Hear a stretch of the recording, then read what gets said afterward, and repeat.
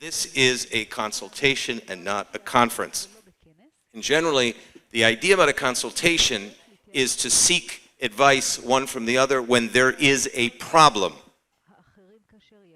And while there are people in this room and outside this room who still hold that territorial compromise is a preferred way to go, there are others. I'm reminded by an article that just came out the other day by Professor Ephraim Karsh that called this moment, 30 years at Oslo, the worst strategic catastrophe that the State of Israel had brought upon itself since its reestablishment in 1948. So there is a range of opinions, but there's no question that the balance sheet, to use a financial term, does not look good after 3 decades of Oslo.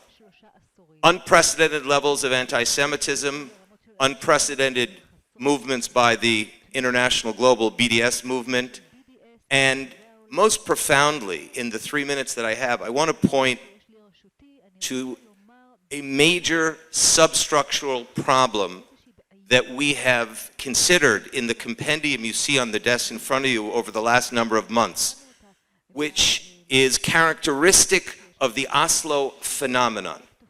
It's not only a process, it's a phenomenon, because the phenomenon can be characterized by something called legitimacy inversion.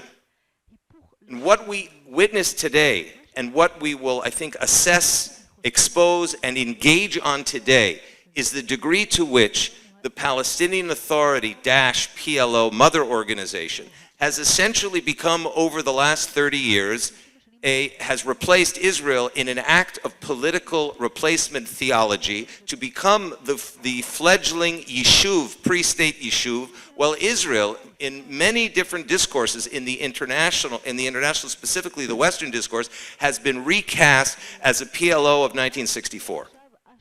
And I think that the record shows very strong evidence to the massive delegitimization, defamation, dehumanization of Israel as a democratic nation state among the community of nations. And the question is the deeper question that Harold Rode, who's here today, one of the leading experts in Islam, have been at the Pentagon for 28 years, who's been asking for 30 years.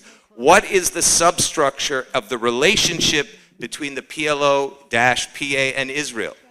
Is there something in the relationship that is fundamentally collides and makes it impossible? Well, we would submit in this particular forum that there very well may be, that we've been in 2 totally separate discussions. Israel's been in a discussion about territorial and border issues, and the PLO has been in a discussion, or has been in a position of protesting Israel's existence as the nation state of the Jewish people. And we see now, you can see in the compendium, that the record speaks for itself. You cannot go in terms of Israel, what we call Israel, the apartheid anti-Semitism phenomenon. It's a phenomenon in international relations. You cannot go to any university campus in North America or in Europe without the standard being Israel apartheid, apartheid being illegitimate entity. You cannot go to the Congress today, which, by the way, the other day was in the Democratic Party, showing a 10-point spread for the popularity of the PA over Israel, and the apartheid accusation, slander, libel being used in international forum, UN agencies, international human rights organizations.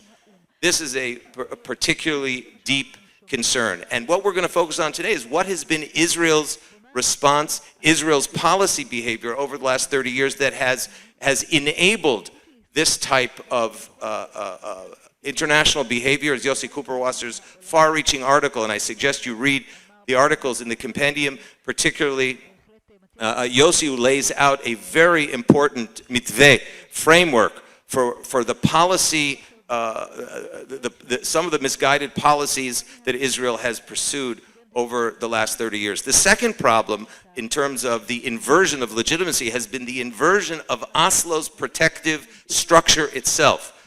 That Oslo structure that was meant to defend and protect Israel's existing legal rights has been used to deconstruct Israel's legal rights.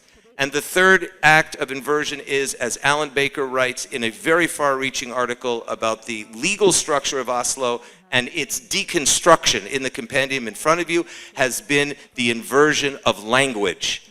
The invention of political terms that have assumed major legal legitimacy, such as OPT, the occupied Palestinian territories, which does not exist in international law but has a life of its own. Claims against Israel in Jerusalem, claims against Israel on borders. All of these were meant to be protected by the Oslo Accords, and Oslo has become a nuclearized weapon to deconstruct Israel's rights as opposed to protect them. So we will be discussing, as you can see in the schedule in front of you, a number of these issues also from the point of view is what has Israel's role been in this balance sheet problem. First of all, allow me to thank all of you from coming from across the country and as far as Iraqi Kurdistan, Suzanne, and others from around the world to join us in these policy deliberations today. Extremely important that we consider the ways in which the Israeli government should change and must change course. And of course, a lot of this came over the last 4 or 5 years in the far-reaching research and policy memoranda that Yossi put out, which is called the Pay for Slay, the incentive payments Palestinian Authority has created with international financial resources to pay terrorists and the families of terrorists killed or captured. That very much along the visions of the great Sandra Gerber, member of our board, who almost unilaterally caused the passage of the historic Taylor Force Act in the U.S. Congress, prohibiting American economic assistance to the PA so long as they make payments of this type to the Palestinian Authority. So we have an awful lot of work before us. We look forward to a range of opinions and positions along what Israel's policy behavior should be, alternatives to the past and the current state of affairs along the work of policymakers and government decision leaders. And let me thank all of you very, very much for coming, and I hope we have a very fruitful day of deliberation, debate, and discussion to solve what is essentially a fundamental problem and challenge we've had for the past 30 years. Thank you very much.